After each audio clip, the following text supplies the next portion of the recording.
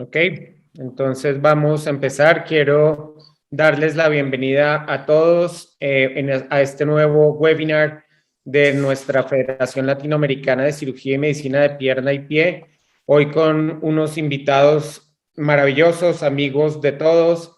El equipo de los venezolanos va a estar encabezado por el nuevo presidente de la Sociedad Venezolana de Pie y Tobillo, el doctor Francisco Rondón. Nos acompaña nuestro expresidente Gabriel Casen, amigos muy queridos, la doctora Judith Layas, la doctora Calicia Lafé y el doctor Fernando Bonmatí. Vamos a hablar de inestabilidad del tobillo. Quiero hacer esta cuña entrando para dejarle el paso a nuestros amigos de Venezuela, recordándoles que el año entrante, en noviembre del 2023, del 2 al 4, vamos a tener nuestro congreso Flamesip. Es la culminación de la presidencia de Colombia y el paso para nuestros hermanos de Argentina. Sin más, Francisco, bienvenidos, Caricia, Gabriel, Judith, bueno, Fernando, todos muy bienvenidos y muchas gracias por aceptar nuestra invitación. Adelante, por favor. Gracias, Santiago, por tu presentación y bueno, bienvenidos todos a este webinar de la Federación Latinoamericana de Medicina y Cirugía de la Pierna y el Pie, que hoy tiene como sociedad invitada la Sociedad Venezolana de Cirugía y Ortopedia y Traumatología. Y básicamente en esta siguiente hora pues vamos a hablar de un tema que es la inestabilidad crónica lateral de tobillo. ¿Qué pasa cuando ese esguince, que es quizás una de las mayores causas de consulta de ingreso de pacientes en la emergencia traumatológica? ¿Qué pasa cuando ese esguince que no mejora evoluciona a una inestabilidad crónica? Y tenemos un grupo de panelistas que tengo el honor de presentar. Voy a compartir un poquito, voy a compartir pantalla, que me tocó el honor de presentar. Son panelistas de altísima calidad y conocidos tanto a nivel nacional como a nivel internacional. Y pues vamos a contar con el doctor Gabriel Casen, que es cirujano de pie y tobillo, expresidente de la Federación Latinoamericana de Medicina y Cirugía de la Pierna y el Pie, es coordinador del Comité de Pie y Tobillo de la Sociedad Venezolana de Cirugía Ortopédica y Traumatología, es chairperson AO Trauma Venezuela, miembro del Board IFAS y actualmente es el coordinador del Fellowship de Pie y Tobillo del Hospital de Clínicas Caracas, que nos va a hablar de la reparación abierta de la crónica de tobillo. A continuación, la doctora Judy Layas es cirujano de pie y tobillo del Hospital Universitario, que trabaja en el Hospital Universitario de Caracas, del Grupo Médico Santa Paula, y es coordinadora del pregrado de la Cátedra de Traumatología del Hospital Universitario de Caracas, actualmente miembro del BOAR Trauma Venezuela. Y la doctora Caricia Lafé, que es cirujano de pie y tobillo, profesor agregada de la Universidad Central de Venezuela y jefe del servicio de la Cátedra de Traumatología y Ortopedia del Hospital Universitario de Caracas, y actualmente también es conocida, es faculty internacional, y ha participado activamente en cursos a nivel internacional. Una vez presentados, voy entonces a darle la palabra al doctor Gabriel Casen. Voy a dejar de compartir pantalla para iniciar su charla sobre la reparación anatómica abierta. Doctor.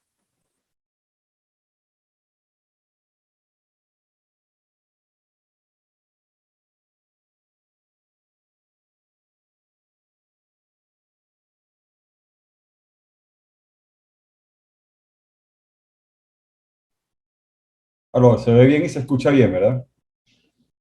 Sí, se escucha y se ve. Perfecto. Gracias, Francisco, por la invitación. Un placer estar en estos webinars del Flamesip. Una excelente idea de la nueva presidencia de invitar por países y cada quien presentar más o menos su experiencia. Yo, más que hablar del Grostrom clásico, voy a hablar un poquito de lo que ha sido nuestro recorrido en el tratamiento de la inestabilidad lateral crónica del tobillo y en qué momento del péndulo estamos nosotros.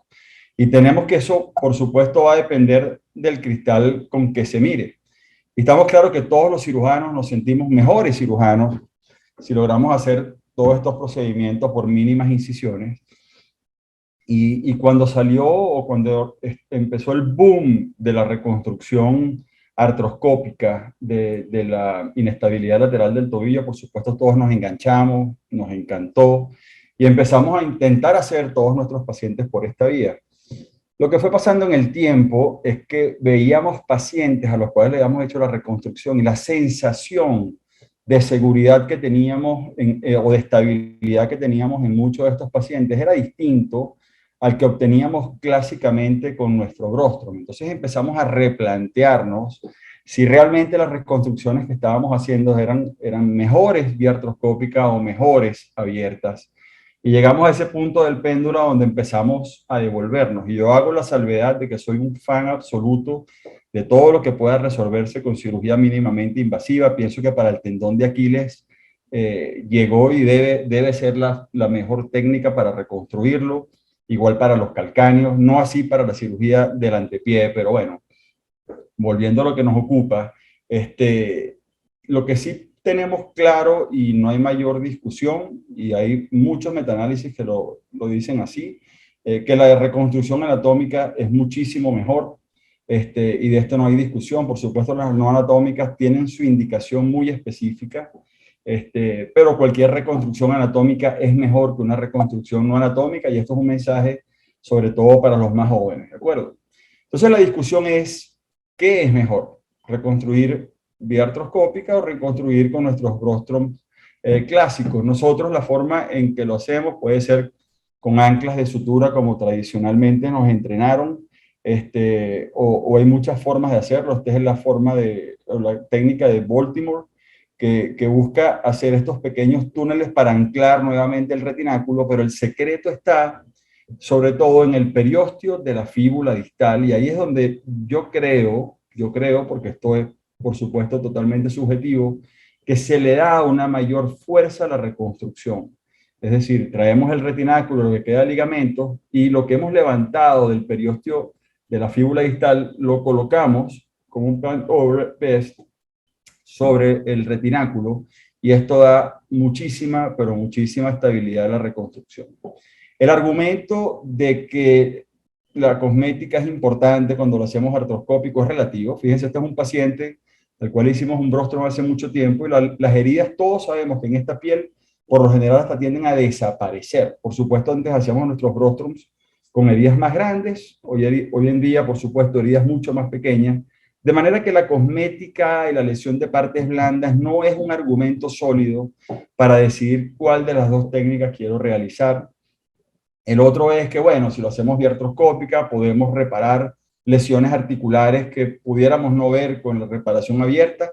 De rutina, nosotros a todos los pacientes que le hacemos reconstrucción anatómica abierta, le hacemos artroscopía de rutina, a todos los pacientes sin excepción. Por supuesto, la fórmula o la forma de reparar va a depender, cuando lo hacemos vía artroscópica, de la experiencia del cirujano o de la técnica con la cual esté más familiarizado. Pero de nuevo, si vamos a ver evidencia científica, vamos a hablar como científicos, a ver cuál de las dos técnicas debemos nosotros realizar o respaldar. Tenemos que la evidencia para la reparación mínimamente invasiva sigue siendo de muy pobre calidad. Y la gran mayoría de los trabajos terminan diciendo, los systematic review, que todavía tenemos, que es insuficiente para recomendar el uso de MIS como técnica específica sobre la abierta para la reparación. Este es otro systematic review de Brown, que dice que, bueno, sí se evidenciaron resultados favorables con la reparación artroscópica a corto tiempo. Sin embargo, no hay evidencia suficiente para respaldar este procedimiento sobre el artroscópico, sobre el procedimiento abierto. Y lo más interesante de este trabajo es que la tasa de complicaciones es muchísimo más alta en el procedimiento artroscópico. Bueno, y esto es obvio, todos sabemos que hay una curva de aprendizaje, y no es igual un cirujano que ha hecho 100 reconstrucciones artroscópicas que el que lleva 2 o 3 y está en proceso de aprendizaje. Este es otro systematic review de Song, donde dice que no hay diferencia significativa entre ambos. Los resultados son satisfactorios con ambas técnicas y los resultados clínicos son equivalentes. Este otro trabajo de Brown, de nuevo. Y esta es la parte interesante, que todos los que dicen que pudiera ser superior hablan del short term. En el short term pareciera mejor el artroscópico. Sin embargo, el seguimiento más lejano no hubo diferencia en el outcome funcional, por ejemplo. Y la evidencia actual es limitada y se necesitan más estudios. La conclusión que vamos viendo en uno tras otro de todos los estudios.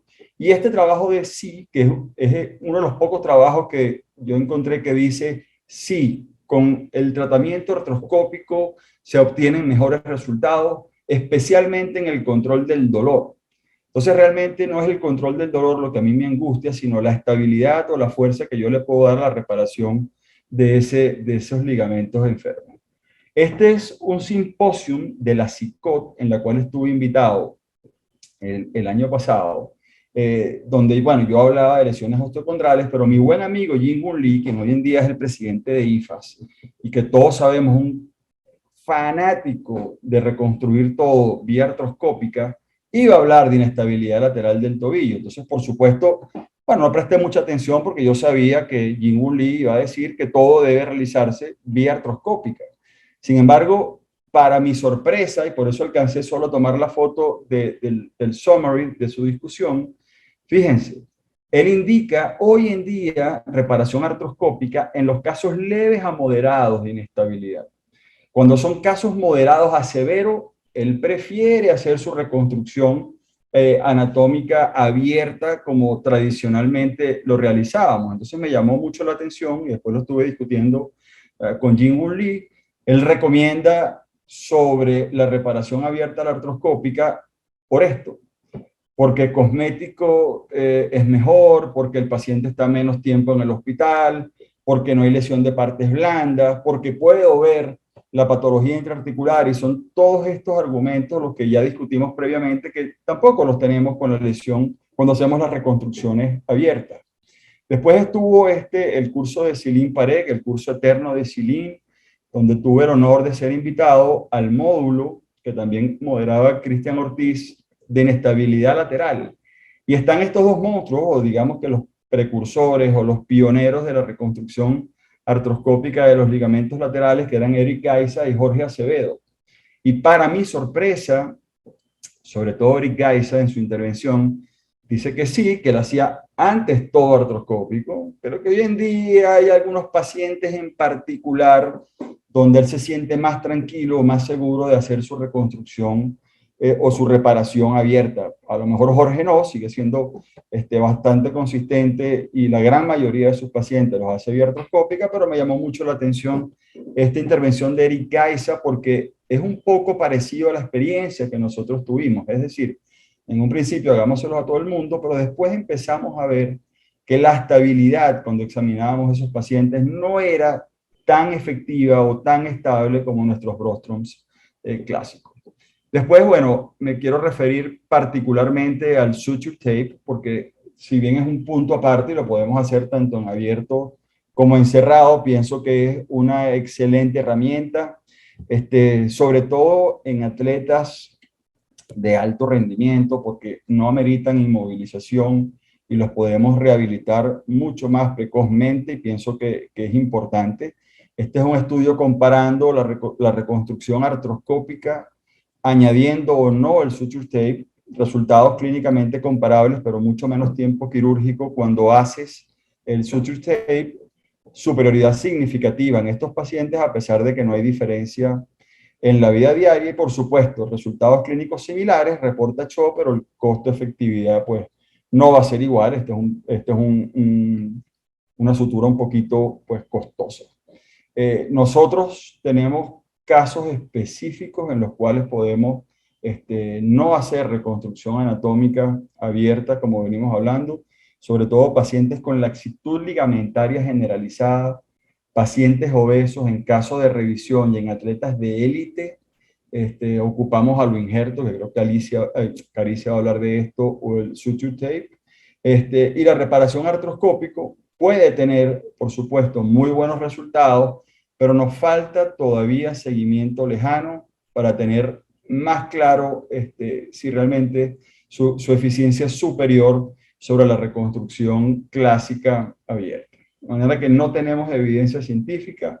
Lo que sí sabemos es que ambos procedimientos funcionan bien Y nosotros, al sol de hoy, en pacientes, de nuevo, con lesiones de inestabilidad leve, o la señorita que se dobló el tobillo 2 o 3 veces, por supuesto, felices de hacerlo vía artroscópica, pero si el paciente tiene alguna exigencia deportiva, futbolistas, no estoy hablando de élite, estoy hablando de cualquier futbolista, cualquier basquetbolista, aunque sean de fin de semana, preferimos hacer la reconstrucción anatómica abierta porque sentimos que le damos más estabilidad al tobillo.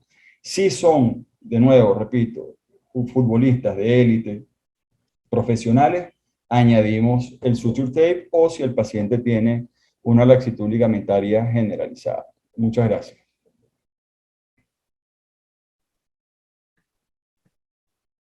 Perfecto, gracias Doc por su presentación. A continuación la doctora Judith Laya nos va a hablar entonces de la reparación artroscópica y va a defender por qué maneja la técnica cerrada. Judith, cuando quieras puedes compartir pantalla. Buenas noches, muchas gracias por la invitación.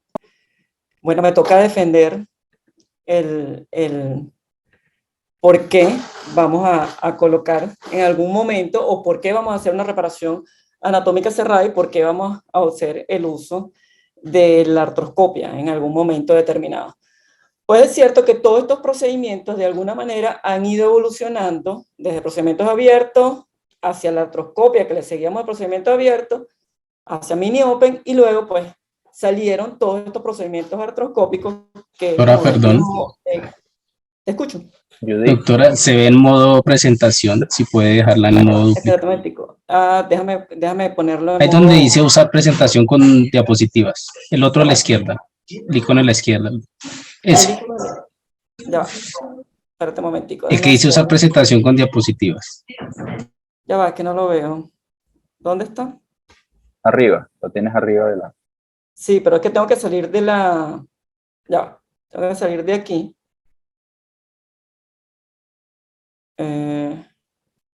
Ya va.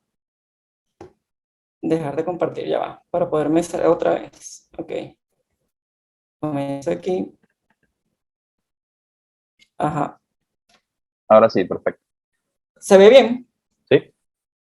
Ok, puedo continuar ahí, ¿no? Sí. Entonces, todos estos procedimientos artroscópicos, por supuesto, el objetivo de ellos es que en algún momento, o en la avanzada de cualquier técnica quirúrgica, es que puedas obtener los mismos resultados clínicos que sean equivalentes a todo aquello que ha sido probado científicamente a que funciona y que en cualquier momento pues lo puedas reproducir de alguna manera, ¿no? Entonces, los beneficios de la artroscopia están ampliamente demostrados desde muchísimos hace tiempo y bueno, y siempre, igual que todos nosotros, cada vez que vamos a hacer una reconstrucción ligamentaria, pues utilizamos la artroscopia para hacer procedimientos de daño condral, reparaciones condrales, eliminar cuerpos libres, o sea, hacer toda una sinovectomía de todos los espacios para poder entonces trabajar con el ligamento y que todo esto funcione de mejor manera.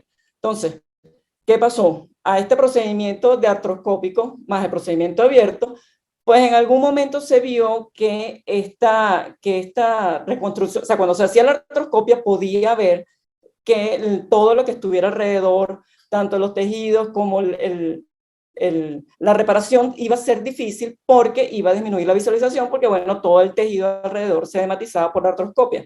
Es por eso que entonces muchos estudios se dedican y se abocan a hacer pues reconstrucciones artroscópicas y a diseñar procedimientos que fueran netamente artroscópicas. Entre ellos, probablemente el que mayor impulso le dio fue en el 2015 el trabajo de Maguña Acevedo, en donde dice pues que hace el mayor seguimiento con 73 pacientes y de ellos con muy pocos grados de complicaciones, ¿no? Y él dice en ese momento que todos los pacientes que pueden ir hacia una reconstrucción abierta, es decir, con Boston Wool modificado, puede hacerse en algún momento una reconstrucción artroscópica, ya que tiene los mismos indicaciones. Solo exceptúa, y estoy totalmente de acuerdo con Gabriel, los pacientes que puedan tener alta demanda, es decir, pacientes atletas de alto nivel, de elite, pacientes trabajadores incluso que puedan tener alta demanda del tobillo, o sea, probablemente de la construcción, que tienen que trabajar y hacer esfuerzo grandes y mucha solicitud sobre el tobillo. Pacientes hiperelásticos tampoco están sometidos a este tipo de procedimientos, o pacientes que puedan tener desórdenes de colágeno o algún tipo de inestabilidad o hiperelasticidad producida por estos problemas, ¿no? Incluso aquellos que dicen que son muy gordos, pacientes que tengan obesidad mórbida, tampoco son candidatos, porque eso le va a dar mayor solicitud al tobillo, ¿no?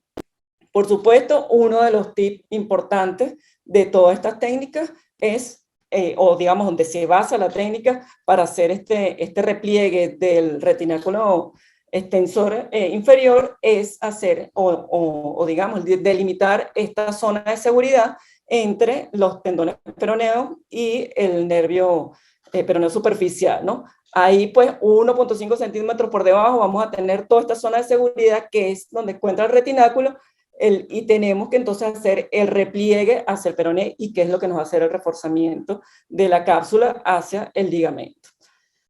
Entonces, esta zona de seguridad es bien amplia, tiene 48 milímetros de amplitud, tiene 15 milímetros de ancho desde la punta del peroné distal, y fíjense que ellos en algún momento, haciendo estudios anatómicos y biomecánicos, dicen que es raro que exista atrapamientos neuronales a ese nivel. Por lo tanto, la técnica es muy segura para realizarse, porque evita muchas de las complicaciones. A pesar de esto, pues si en algún momento se llega a presentar la complicación, pues hay que hacer nuevamente, pues desatar los nudos que se han hecho en un momento e irse y cambiar a la técnica abierta para poder hacer la reconstrucción de la inestabilidad, ¿no? La técnica inicialmente pues se hace el desvidramiento completo de la zona del espacio posterolateral, pinzamientos que hayan poder a ese nivel, se hace la reparación de los daños condrales y se denuda completa esa punta del peroné hacia su parte anterolateral, para que en ese sitio sea insertado el ancla.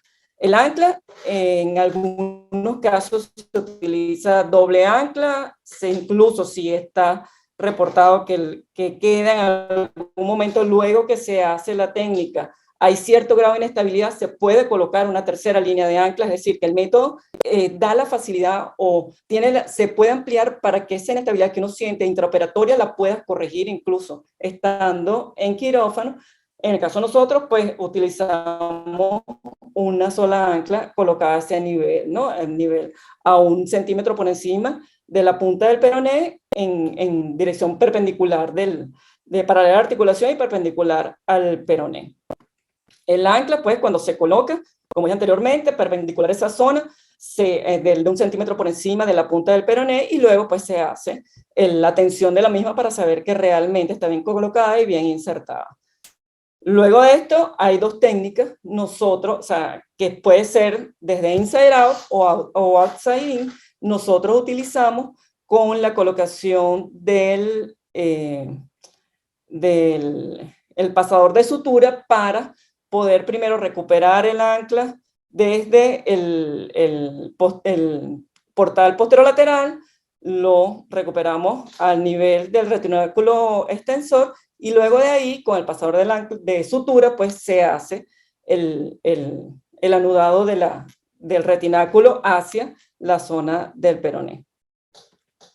Como en la técnica de Bostrom Group, por supuesto, el éxito de ella va a estar dado a que podamos agarrar el retináculo extensor inferior, y por eso es tan importante demarcar la zona cuando se hace la cirugía al principio, que demuestre que vamos a ir directamente sobre él, que es el que nos va a hacer el control de la inestabilidad y el reforzamiento de la cápsula, ¿ok? Ese dato es bien importante, porque si no, pues la técnica evidentemente no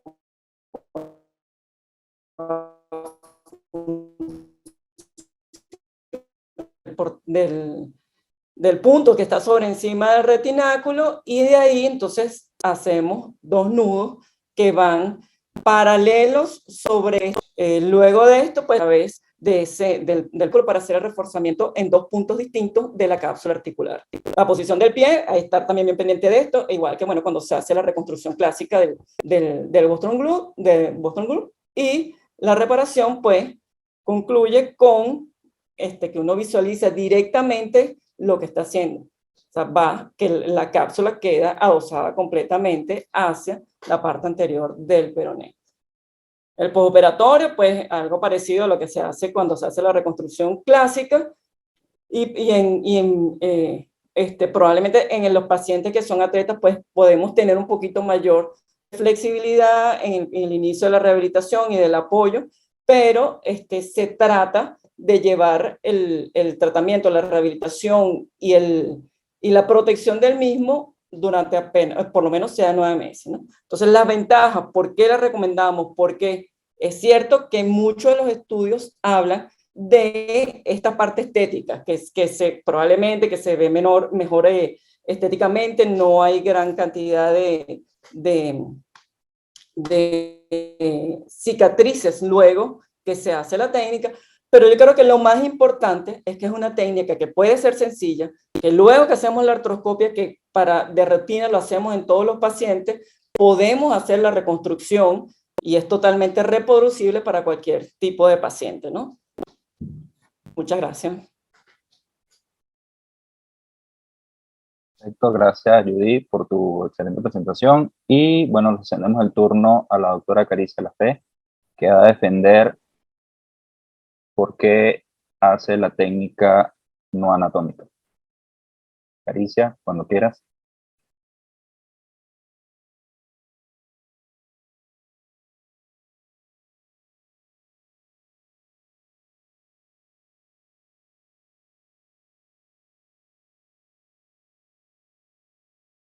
Hola, buenas noches. Muchísimas gracias por la invitación. Pues sí, a mí me toca defender porque prefiero injerto. Igualmente no es que prefiera solamente, estoy de acuerdo con lo que inició Gabriel, diciendo que la parte anatómica es la más importante y realmente esa es la que deberíamos empezar a hacer. Pero en algunos casos pues nos queda reconstruir la parte ligamentaria.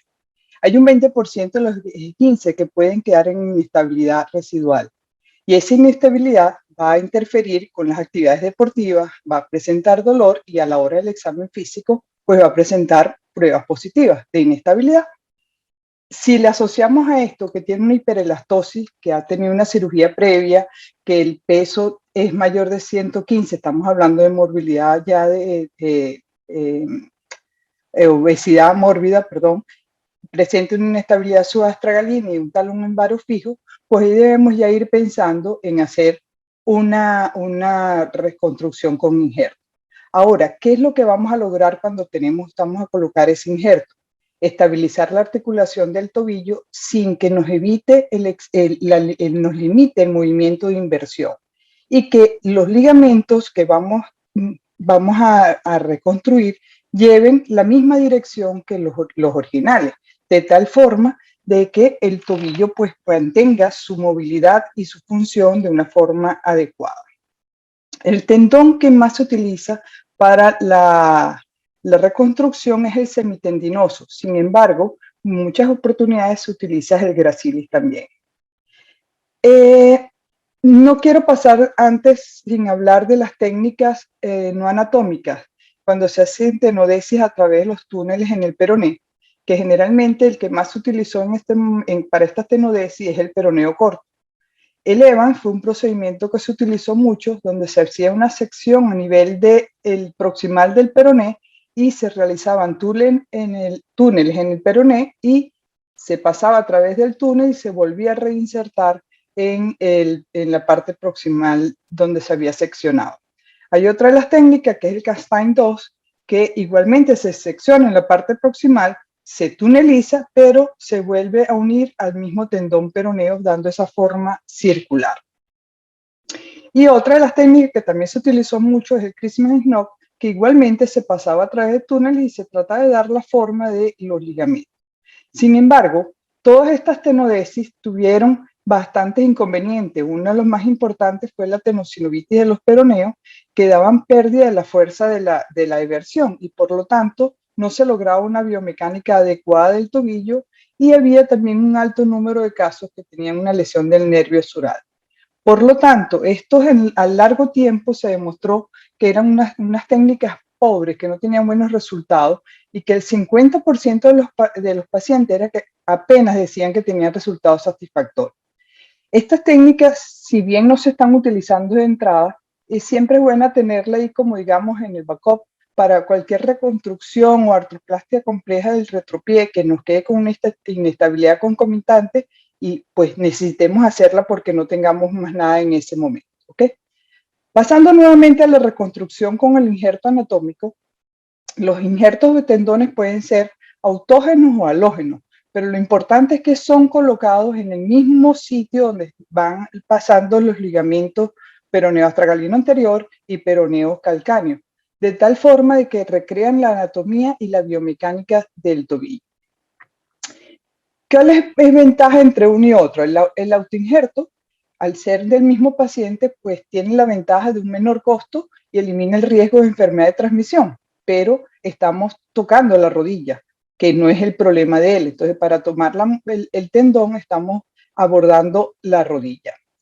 Sin embargo, el aloinjerto justamente lo que hace es esto, que elimina la morbilidad del sitio donante y disminuye el tiempo de cirugía. Por lo tanto, disminuye el dolor postoperatorio y la movilidad a largo plazo, especialmente en los pacientes atléticos.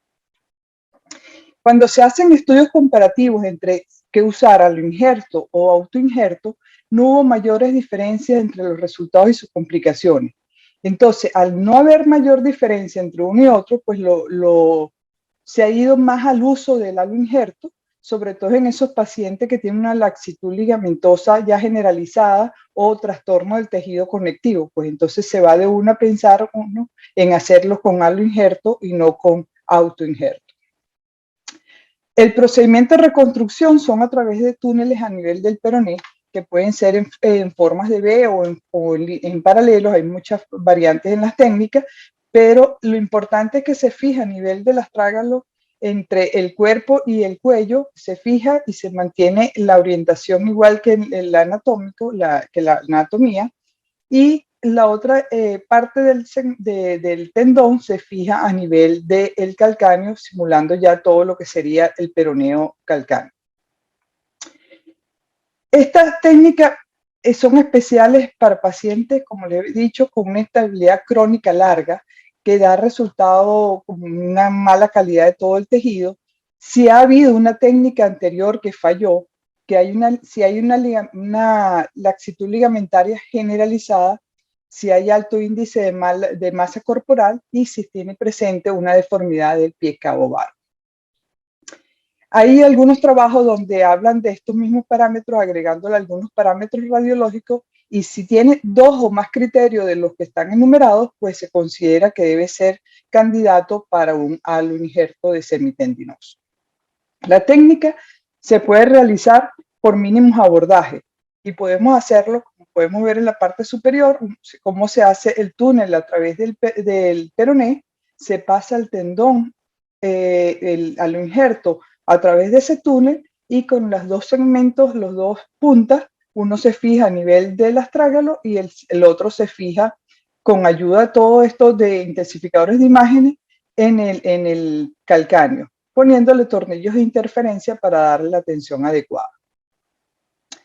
¿Qué sucede con estas reconstrucciones? Que hay mejoras significativas en las funciones del paciente, que hay una baja tasa de inestabilidad recurrente, se evita el riesgo de la morbilidad del sitio donante, su rodilla queda sin tocársele.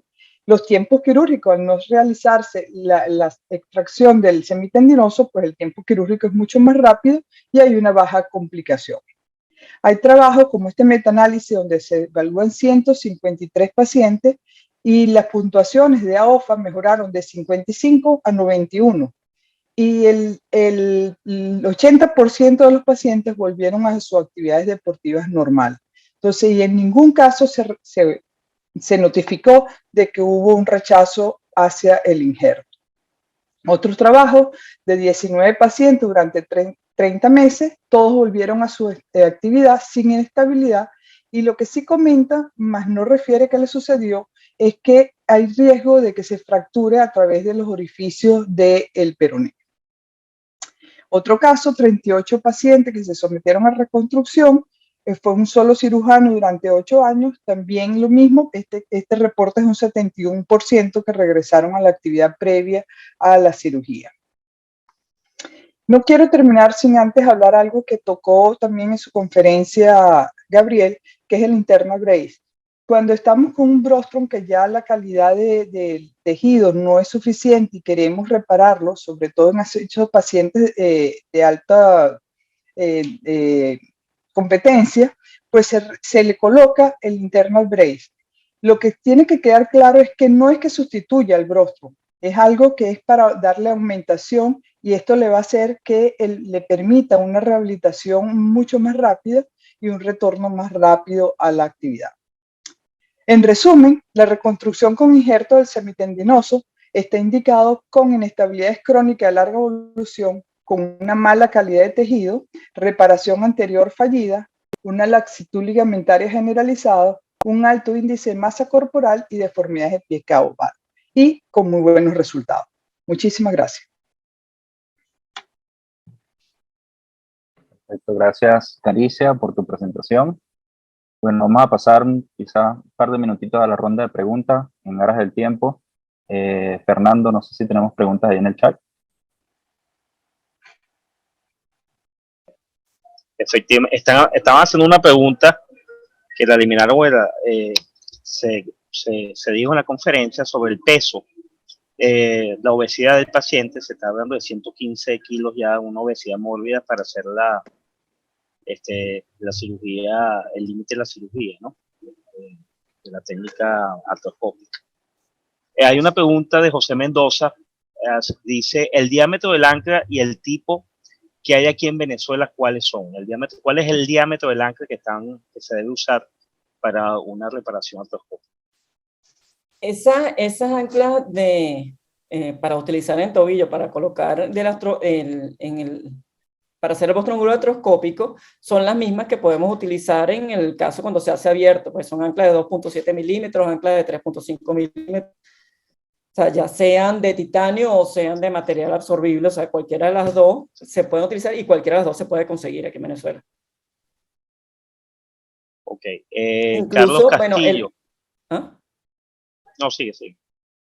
No, incluso si, dependiendo si uno la reconstrucción, pues la vas a hacer con un ancla, con dos anclas, o bueno, pensando en que en algún momento tengas que reconstruir hasta con 3 anclas, probablemente si utilizas una de menor diámetro que luego la de 3.5, la de 2.7 te deje o te dé la dualidad de colocar una por encima de la otra sin que vaya a ser fracturas a nivel del peroné. Hay personas que incluso utilizan el uso de intensificador para ver la colocación del ancla, incluso que no esté articular y todas estas cosas, ¿no? Una pregunta de Carlos Castillo. ¿Qué escala funcional usan para evaluar sus resultados?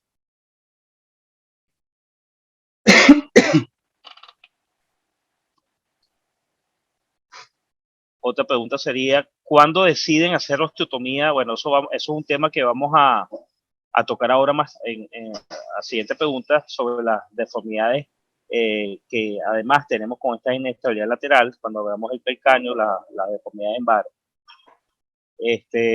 No sé ¿Qué si escala funcional? Fernando, no sé si, respondiendo, bueno, no sé, el doctor Gabriel más o menos, ¿qué generalmente usa, qué escala usa para evaluar los resultados en sus pacientes postoperatorios? Bueno, la escala funcional utilizábamos la de Linson y la de Larson, pero eso es cuando decimos un trabajo. La verdad es que desde hace como 6, 7 años ya no hemos ocupado más esta escala. Realmente lo que yo trato de percibir del tobillo es la estabilidad que me da, es el juego, la estabilidad y muy importante lo que el paciente te refiere. Si el paciente refiere que su tobillo ahora es absolutamente estable, yo me siento contento. Si tengo una estabilidad funcional, es decir, la paciente me dice que siente su tobillo suficientemente estable y además una estabilidad mecánica, para mí es un buen resultado. Perfecto. Hay otra pregunta de Ricardo Vildosa. ¿Cómo miden la correcta tensión y en qué posición del tobillo fijan el injerto en reparaciones crónicas? Luego la doctora Caricia. Sí, bueno, ahí se pone el pie en flexión en 90 grados y con ligera eversión, ¿okay? Muy leve eversión. Y también en el momento de la fijación ya uno está corroborando la estabilidad que está produciendo. Perfecto. Hay otra pregunta en el chat. ¿Algún tip en reparaciones abiertas, doctor Casen? No se te entendió nada, Francisco. ¿Qué dijiste? ¿Algún tips para las reparaciones abiertas? ¿Algún tips importante para que eso salga bien? Bueno, repito, para mí, y esto es algo muy subjetivo, vuelvo a decirlo, no van a conseguir mucha evidencia en esto. El hecho de levantar el periósteo del peroné distal, es decir, ¿cómo lo hacemos nosotros? Hoy en día, por heridas, por supuesto, mucho más pequeñas, refrescamos el print del ligamento en el peroné, tanto del peroneo ostagalino anterior como del peroneo calcáneo. Refrescamos en el hueso, hemos levantado el periósteo, quitamos la conchita de hueso justamente del rin del peroné. Ahí volvemos a pegar nuestro ligamento, lo pueden hacer con anclas de sutura, por supuesto es mucho más fácil, pero con frecuencia hacemos los 2-3 túneles a través de los cuales pasamos la sutura y de ahí nos traemos todo el retináculo con lo que queda de ligamentos y estabilizamos. Pero encima de esto colocamos ahora el periósteo que hemos levantado del peroné distal. Es una doble reparación y si ustedes sienten el tejido del periósteo, se siente mucho más sólido que inclusive el del retináculo. Entonces, es una reparación doble. Antes lo hacíamos todo con Netibón. Recuerden que en un principio nos enseñaron que había que colocar suturas no reabsorbibles por toda la historia. Yo pienso que no es necesario. A veces hacemos los 2-3 puntos más profundos con Netibón. Recuerden que es una sutura que no se reabsorbe. Si el nudo queda prominente, puede quedar molestando, por lo que les decía, y les mostré en la foto del paciente postoperado. Esto es casi subcutáneo. Entonces, colocamos 1 o 2 puntos profundos con Netibón, pero cuando hacemos la fijación del periósteo, ya lo hacemos con Vicryl, con cualquier Vicryl, para cubrir el punto de sutura del Netibón.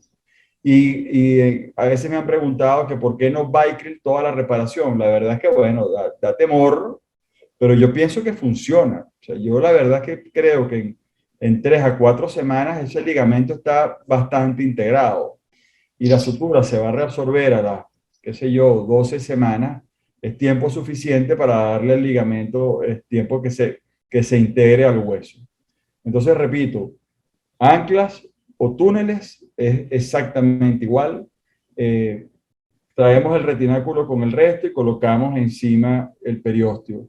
Yo creo que esta es una de las cirugías más amables que tienen el pie y tobillo. La verdad es que evolucione mal una inestabilidad lateral de tobillo con un Brostrom clásico es raro, porque es un ligamento que, como les digo, es muy amable, cicatriza muy bien y por lo general no falla.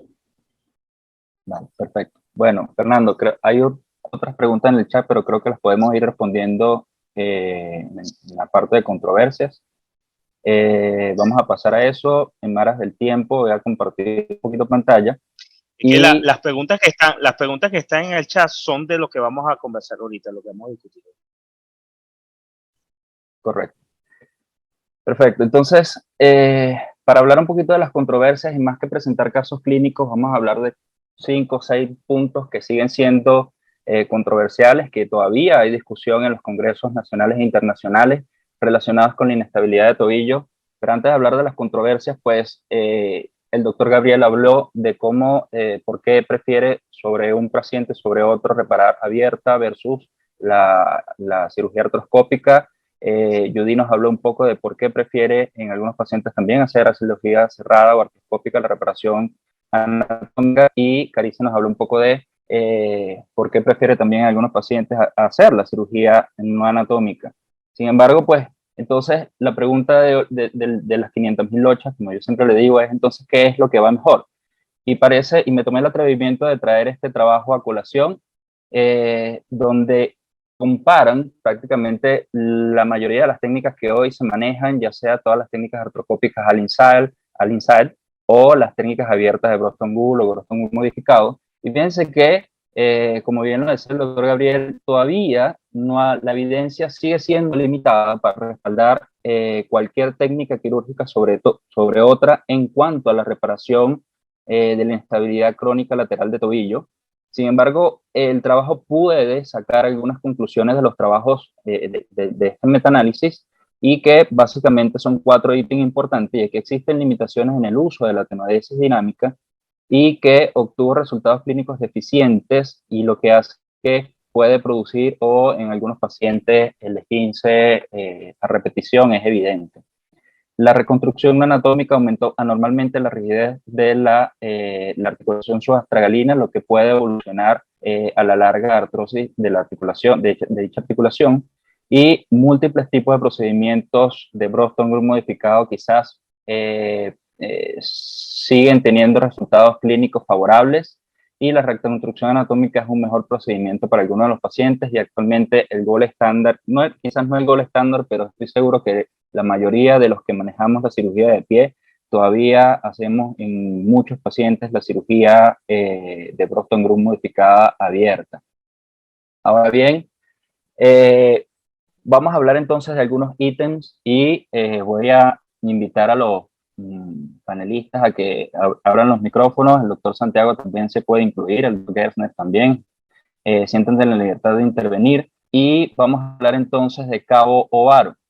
¿Y por qué hablamos de cabo varo? Está sobreentendido, y esto es un tema que ha sido estudiado ya de algún tiempo para acá, que muchos de los pacientes que tienen inestabilidad de tobillo, las desalineaciones o descejes del retropié en varo están presentes en el 8% de los pacientes, y que pueden causar el 28% de la persistencia de la inestabilidad e inestabilidad residual. Entonces comenzamos a ver cómo manejamos a estos pacientes, y creo que voy a abrir la palabra al doctor Gabriel. En estos pacientes con un cabo, quizás un cabo sutil, generalmente lo maneja con plantillas, o cuándo es el límite en que usted puede decidir, bueno, este paciente quizás no lo voy a manejar con plantillas, sino con osteotomías, o generalmente hace osteotomías en pacientes con varo del retropié. Estamos hablando de pacientes con inestabilidad lateral crónica y pie cabo sutil. Correcto. Si es un pie cabo sutil, funcional, y es un paciente que tiene una estabilidad crónica no de larga data, y ha tenido 2 o 3 esguinces, solamente me concentro en corregir la inestabilidad del tobillo. Si es un pie cabo como el que estás mostrando tú en esta imagen, hay que reconstruir ese retropié y corregir el varo del retropié, sin duda alguna, porque si no es un paciente que va con toda seguridad a fracasar la reconstrucción. Generalmente utiliza algún estudio específico. Las proyecciones de Salman son sus estudios de elección para determinar qué tanto tiene el cabo del retropié y tomar la decisión de hacer osteotomías. Bueno, lo más importante aquí es, Francisco, saber el grado del varo, si es rígido o no es rígido, porque eso también va a cambiar diametralmente tu conducta. Pero realmente es un examen, el examen físico es lo más importante. Ver el grado de estabilidad y ver el grado de paro del retropié y radiológico, ya con eso tú tomas tu decisión. De rutina no hacemos estas correcciones. Hay un grupo de pacientes especiales que son pacientes con inestabilidad lateral crónica que lleva una lesión de los tendones peroneos y hacen un varo del retropié adquirido. Varo del retropié adquirido, aunque es sutil, pero es adquirido por la lesión de los peroneos. En ese paciente sí tenemos indicación de reconstruir los ligamentos, de revisar los tendones peroneos y de corregir ese varo con una osteotomía de calcáneo. Pero te repito, si es un varo sutil, muy sutil, bilateral, o sea, simétrico, y el paciente sintomático de un solo lado, yo no veo indicación formal de meternos en camisas de 11 varas, de hacer una reconstrucción mayor, porque a lo mejor hasta podemos sacar de eje a ese paciente. Pero básicamente esas son nuestras indicaciones para osteotomía de calcáneo en varo: es varo adquirido por lesión de los peroneos a consecuencia de la inestabilidad lateral crónica, y en pacientes con varos moderados a severos. Bien, doctor Gaffner. Muy buenas noches, felicitaciones a todos los panelistas, excelentes exposiciones, y qué gusto ver amigos de toda la vida en este tema. Con respecto, bueno, tenían muchos comentarios, pero con respecto específicamente a este caso, considero yo que si el paciente tiene una inestabilidad crónica y no ha sido manejado el cabo varo ligero, como por ejemplo por plantillas, pues hay que darle la oportunidad al paciente de que haga esto y haga su programa de rehabilitación. A veces simplemente se estabilizan muscularmente y no necesitan más allá, pero si el paciente se queja de una lesión progresiva que específicamente podemos terminar haciendo una cirugía, máxime el Coleman, yo le hago una electromiografía y descarto que no tenga un charcot maritud, porque eso va a empeorar el pronóstico de cualquier cirugía que yo le vaya a hacer. Sí, si yo voy a hacerle, por ejemplo, a este paciente con una inestabilidad crónica y un varo ligero, una reconstrucción, yo hablo con el paciente, le planteo la posibilidad de corregir de una vez el varo con una osteotomía y tomamos la decisión entre los dos. ¿Cuál es el problema que yo veo para esto? El grupo que normalmente yo veo es de futbolistas, es pacientes futbolistas con inestabilidad de tobillo, con fracturas de Jones, con varos pequeños. Es difícil sacar a un deportista de su terreno de juego por más de un mes. Y entonces ahí es cuando uno tiene que charlar realmente cómo va a afrontar el problema. Pero volvemos a lo mismo. El examen, el estudio que uno lo debe complementar, lo hace con las radiografías, con la proyección de Solzman, y uno cuenta con escanografía bipodal, pues mucho mejor, pero sin embargo el Solvant ha mostrado muy buena sensibilidad y sobre todo una electromiografía. No se olviden de eso porque nos hemos llevado unos chascos tratando de reconstruir pacientes laterales con cabos pequeños inclusive y con charcot que nos fallan en un futuro. Gracias, Doc, por su ocupación. Y bueno, no nos pusimos de acuerdo, pero se nos adelantó un poco a lo que íbamos a discutir y qué ha pasado en los pacientes deportistas. Y bueno, ya nos dio un preámbulo y es verdad, los deportistas quizás sea un poco más difícil el manejo porque obviamente la recuperación es mucho más larga y son pacientes que deben incorporarse a su actividad deportiva lo más pronto posible.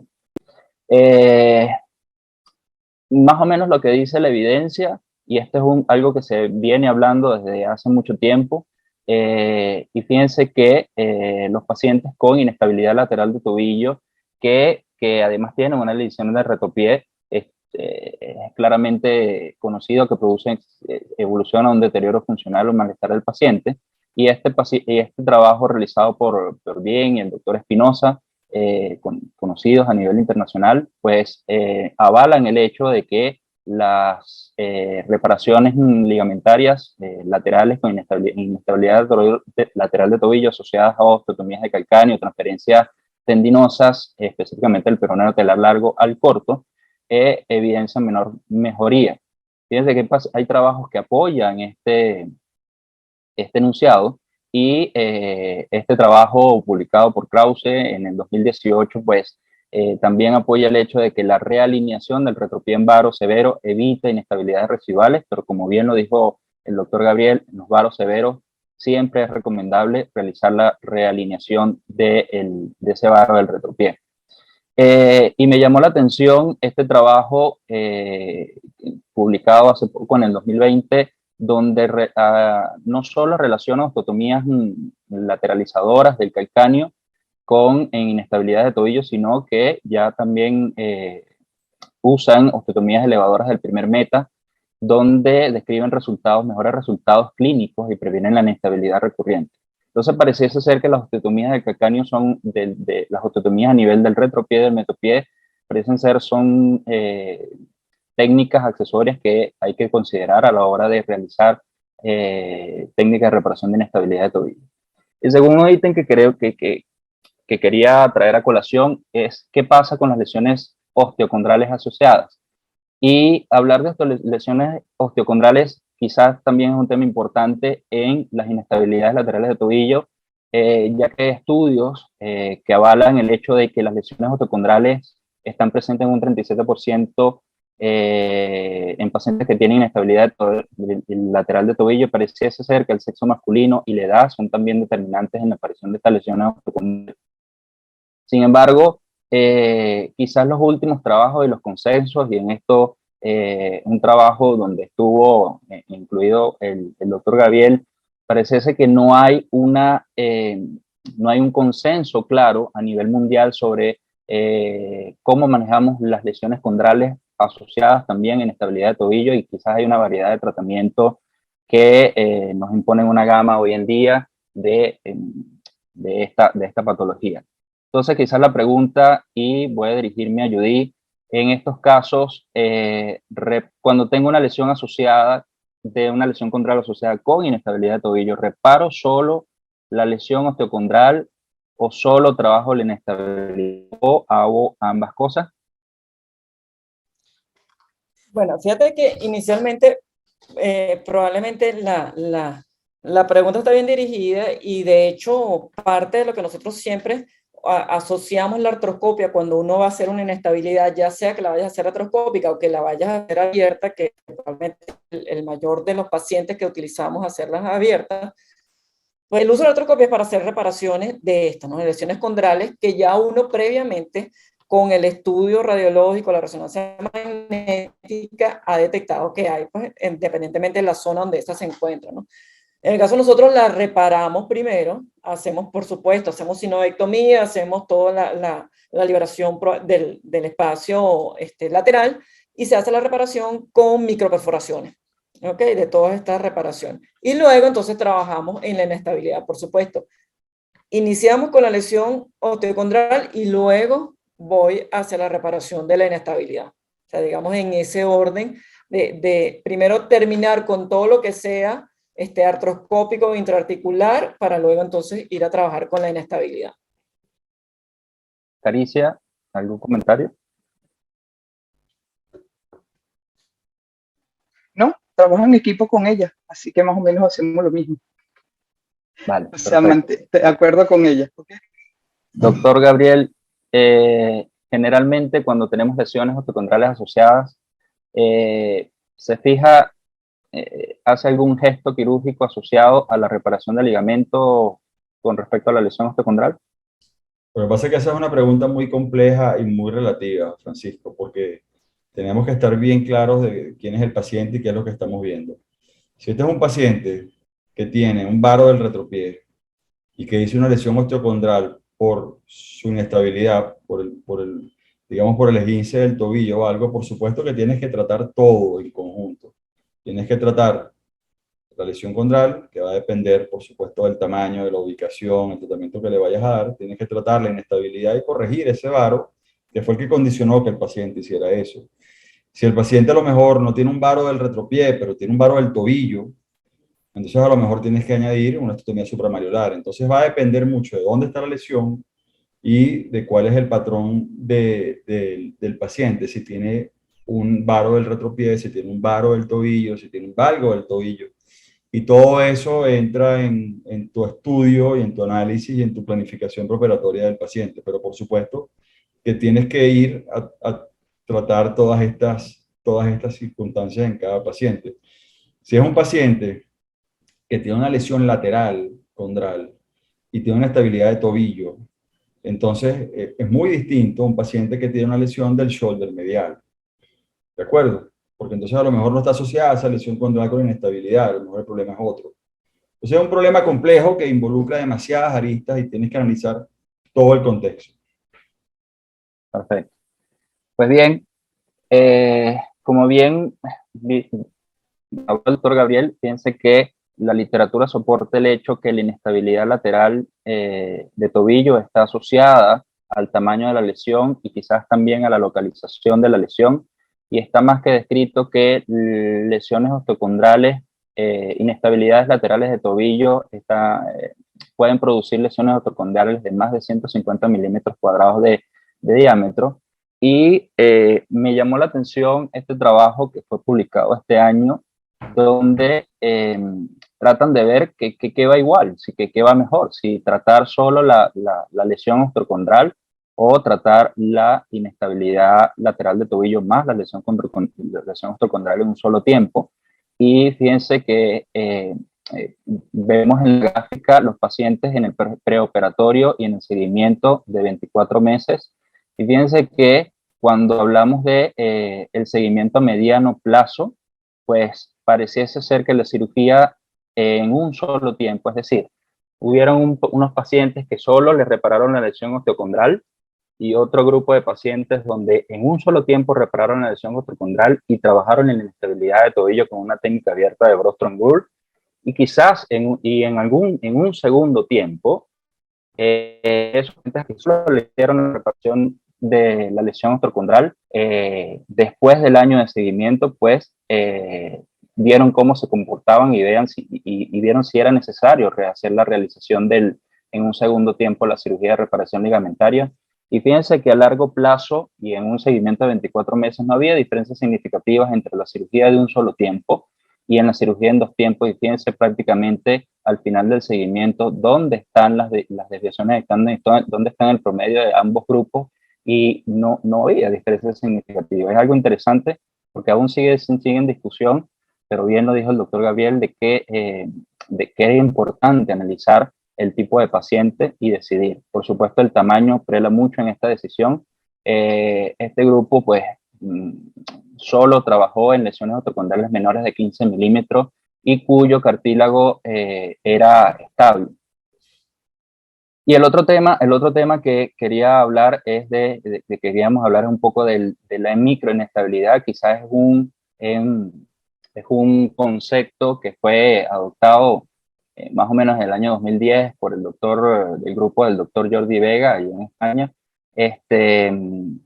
donde hizo un recuento anatómico y quizás identificó un poco más las estructuras que formaban parte del complejo ligamentario lateral.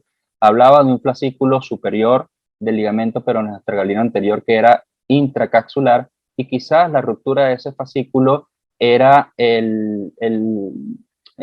la causa o el que hacía que aquellos pacientes que no tenían quizás una maniobra de cajón anterior positiva o importante, pero que todavía tenían ese grado de inestabilidad, y pues esto pudiese producir este grado de esta ruptura del ligamento, del fascículo superior del ligamento peroneoestrgalino anterior, pudiese producir también una leve desviación anterior del astrágalo, producción de un pinzamiento anterior y rotaciones internas. Entonces había un grupo de estos pacientes donde no estaba la inestabilidad funcional, no tenía una estabilidad mecánica, pero que tenían una estabilidad, no tenían una estabilidad mecánica como tal. Sus ligamentos, como le dije, no tenían una maniobra de cajón anterior importante, pero que tenían su tobillo inestable. Y comenzamos entonces a hablar de este término de microinestabilidad. Al doctor Gabriel,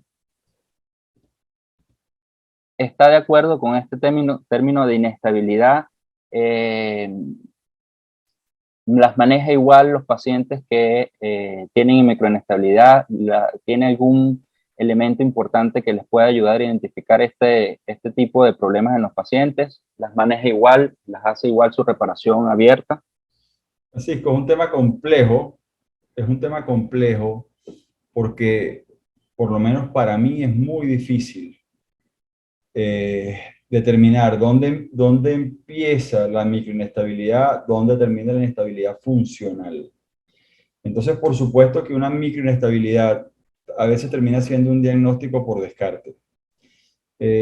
Yo pienso primero un paciente con inestabilidad funcional en cualquier otra lesión, que va desde el cuerpo libre, lesión condral, miles de causas, o hasta una pérdida o una hipotrofia de la musculatura de los peroneos. Entonces, la forma en que nosotros empezamos con estos pacientes en los cuales sospechamos de microinestabilidad es, obviamente, fortalecer peroneos, que es lo primero que te va a dar una buena estabilidad lateral. Y si es una microinestabilidad, debiera a lo mejor compensarse con reforzar los peroneos. Si no mejora con eso, entonces va, ¿no? Si hay un ligero varo, le pongo una plantilla.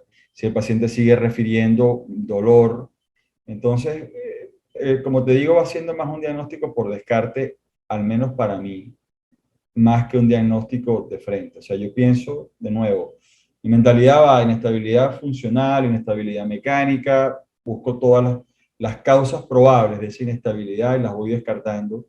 Y si al final de todo, has hecho todo y sigue esa supuesta microinestabilidad, ya por ahí le voy al diagnóstico. Ahora, decir que yo he diagnosticado varias microinestabilidades y le he hecho un rostrum no es cierto. O sea, yo para hacerle un rostrum a un paciente es porque identifico una inestabilidad mecánica, ni siquiera funcional, mecánica. Si la inestabilidad es funcional, puede ser una artroscopía, puede ser fortalecer peroneo, puede ser plantilla, va a depender del paciente. Muy bien, doctor Gessner. Sí, gracias. Yo estoy de acuerdo con el manejo que da Gabriel. Yo considero que la microinestabilidad, pues en mis manos, no existe. Yo lo que creo es que uno no sabe identificar una inestabilidad como tal.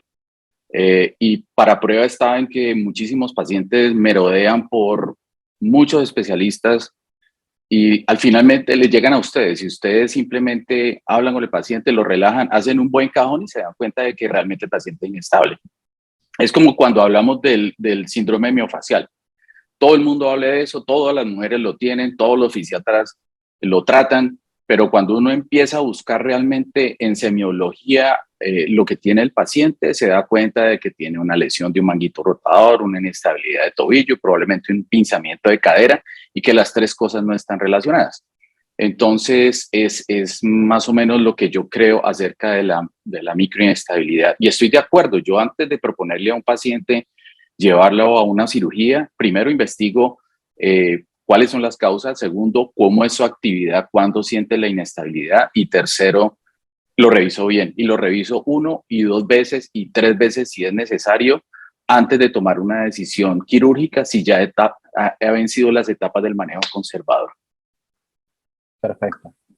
Pues sí, quizás este es un tema que ha tenido fuerza en Europa, pero quizás en Latinoamérica todavía no ha entrado en vigor. Y quien más ha descrito esto es, como le dije, el doctor Jordi Vega, quien sugiere que la reparación artroscópica de Lindsay es la mejor opción en los casos de inestabilidad, solo para reparar el fascículo superior del ligamento peroneo astragalino anterior, y de hecho describe en un trabajo publicado en el 2020, describe una serie de tipos donde se puede evidenciar la lesión de ruptura del ligamento, pero que igual dice que todas estas técnicas son susceptibles a ser reparadas por vía artroscópica. Sin embargo, son técnicas de difícil manejo y como toda cirugía de mínima invasión, requiere una curva de aprendizaje bastante importante. Quizás el otro tema que quiero traer a colación es el estudio de imágenes. ¿Qué tanto nos confiamos en los estudios de imágenes? Y cuando hablamos de estudios de imágenes, pues tenemos rayos X, ya sea rayos X simple o rayos X en estrés, resonancia magnética, tomografía de eco. Caricia, ¿tienes algún estudio que sea de tu elección?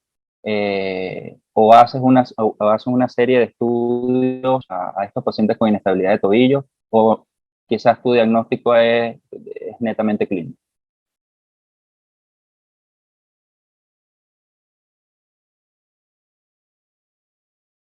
Creo que no nos abandonó. Judy. Ajá.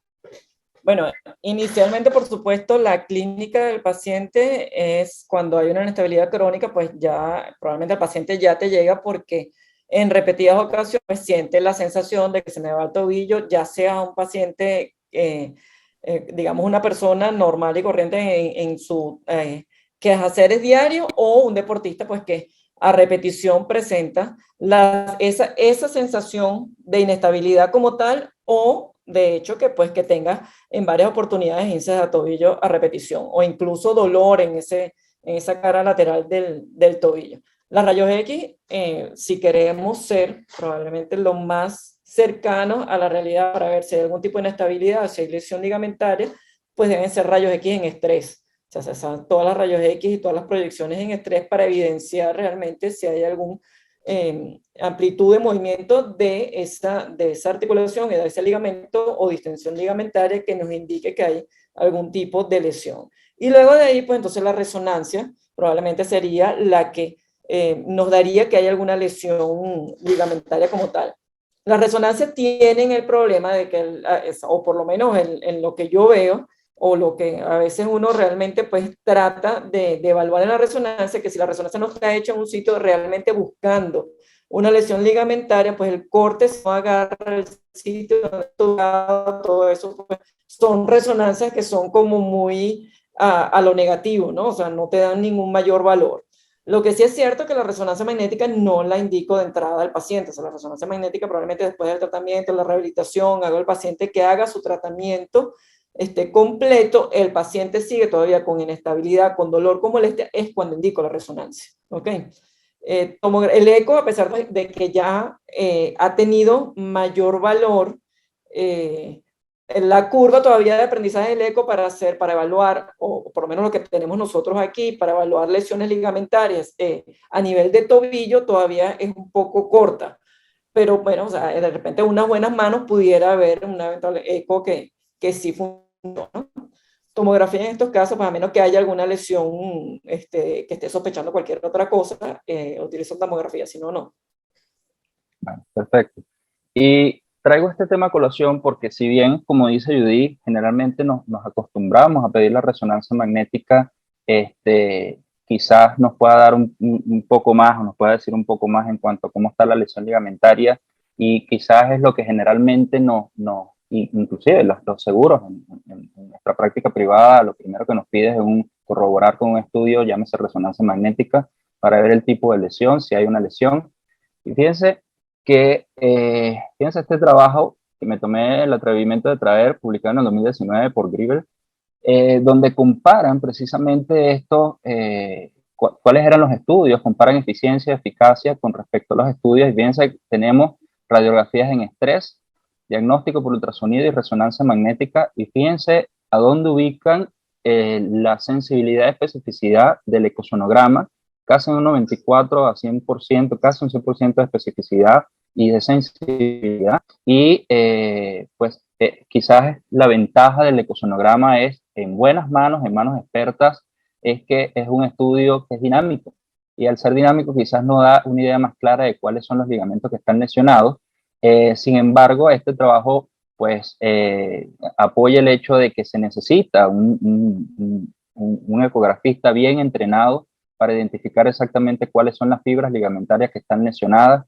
Y en algún momento, en alguna charla, le escuché al doctor Steven Haddad que él prefiere usar ecosonografía en las lesiones, en las inestabilidades crónicas, en las lesiones ligamentarias a nivel del tobillo, precisamente por esta capacidad, esta facilidad de hacer un estudio dinámico, cosa que la resonancia magnética quizás todavía está lejos de hacerse desde el punto de vista del dinamismo. Y fíjense que las rayos X por estrés también, si bien tienen una alta especificidad, son bajamente sensibles. Y tienen una baja sensibilidad, y esto relacionado con el hecho de que la radiografía por estrés depende mucho de qué tanta fuerza se le dé qué tanta fuerza de estrés se le dé al paciente para realizar la prueba, y que obviamente puede traer resultados falsos negativos.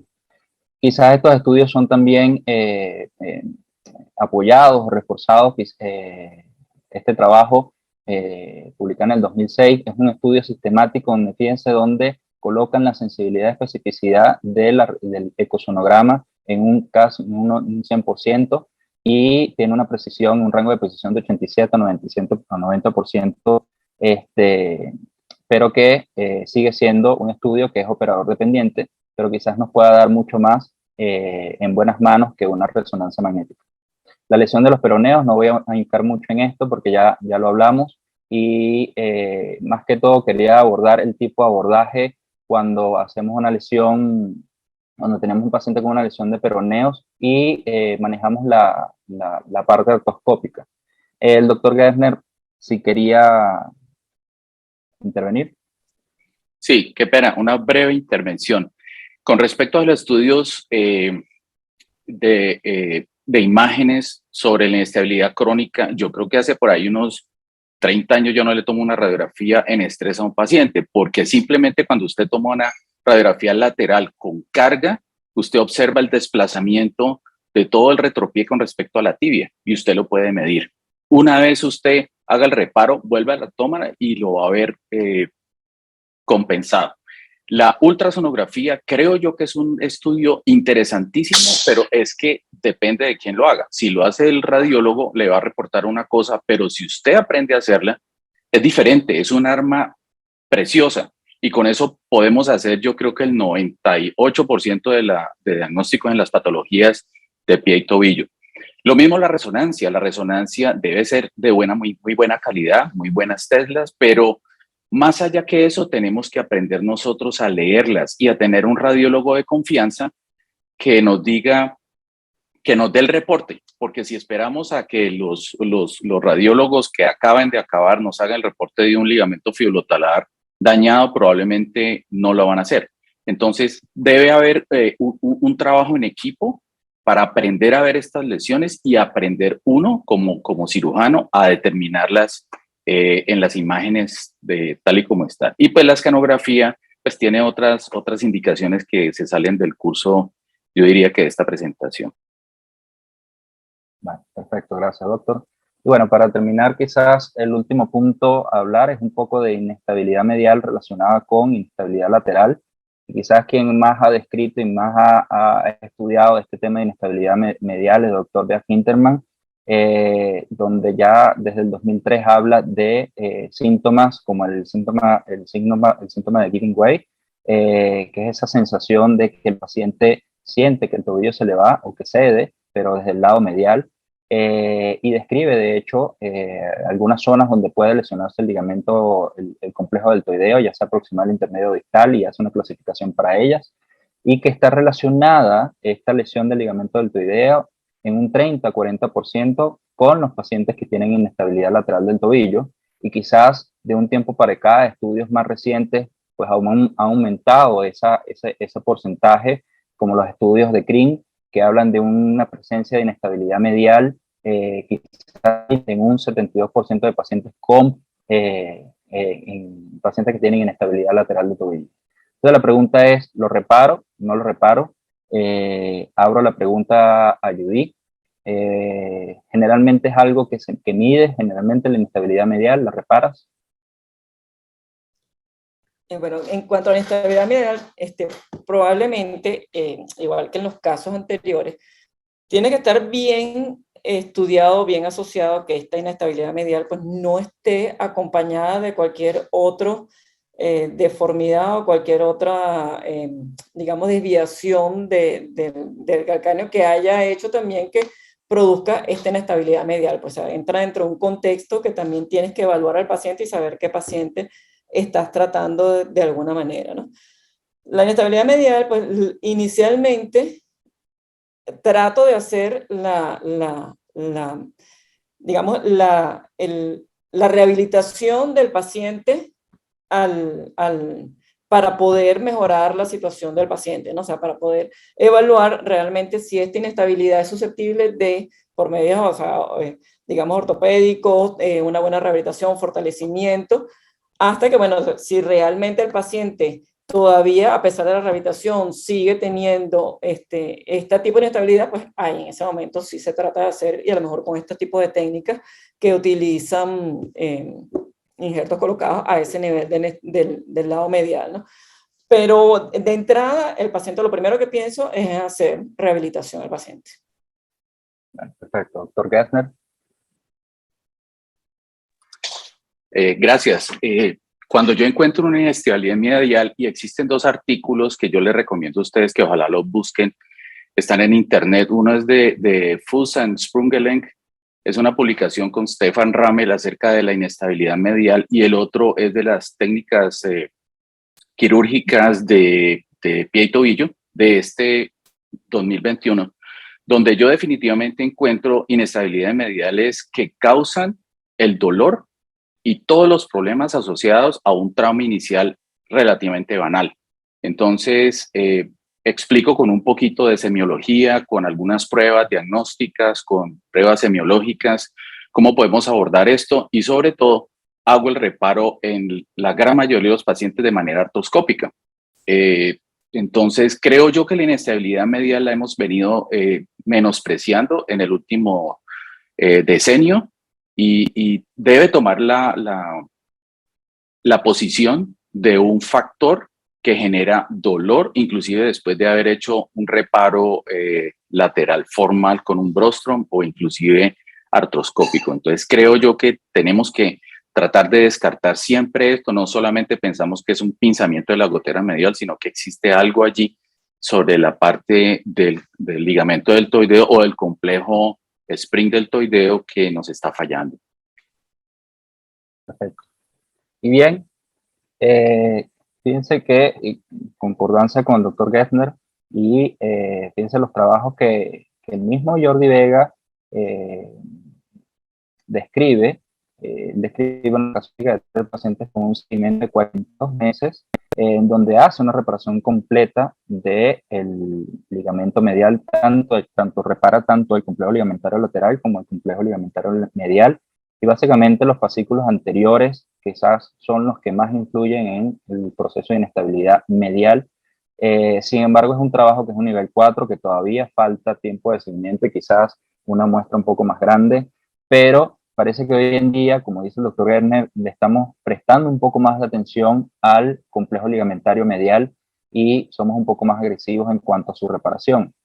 Y fíjense este trabajo publicado en el 2018 por Saúd y Valderrabano, donde lo traigo a colación porque ellos no solo asocian la reparación del ligamento medial, sino que también hablan también de esos desejes, y que es importante quizás asociar una osteotomía realineadora del retropié en los casos donde hay un deseje del retropié. Quizás uno de los estudios más recientes relacionados con inestabilidad del ligamento deltoideo son del doctor Sluti y del doctor Calvi, de nuestros amigos de Argentina, donde fíjense que hablan de que la inestabilidad medial asociada a una inestabilidad lateral del tobillo quizás produce un dolor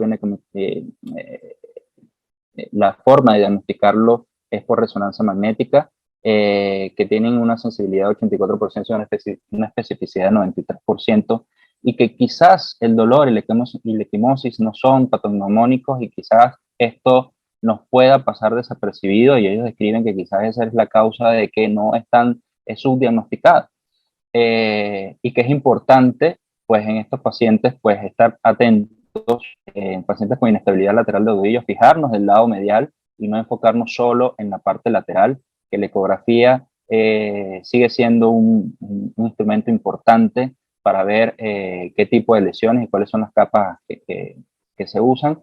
Y pues voy a hacer un poquito voy a anticipar un poco.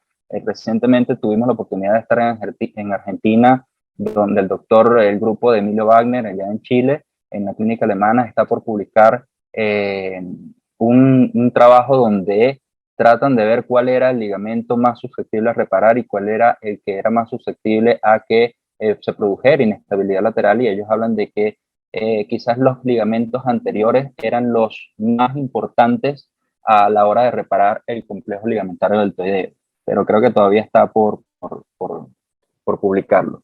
Y bueno, yo creo que ya finalizando en aras del tiempo, nos pasamos un poquito bastante de esto. Cuando hablamos de temas que nos gustan, que nos apasionan, pues quizás el tiempo pasa volando, y los voy a invitar para nuestro Congreso Nacional. Va a ser la semana que viene, y tenemos como sociedad invitada a la Sociedad Colombiana de Traumatología y Ortopedia. Y bueno, los esperamos. Le cedo la palabra a Santiago. Bueno, pues nada, quería agradecerles a ustedes, una excelente presentación, casos muy interesantes, les quedo enormemente agradecido. Finalizar dejándole la palabra a Ricardo, quien les va a recordar nuestra invitación para el año entrante. Un abrazo muy grande y nos vemos pronto, y gracias a todos los participantes también en el webinar.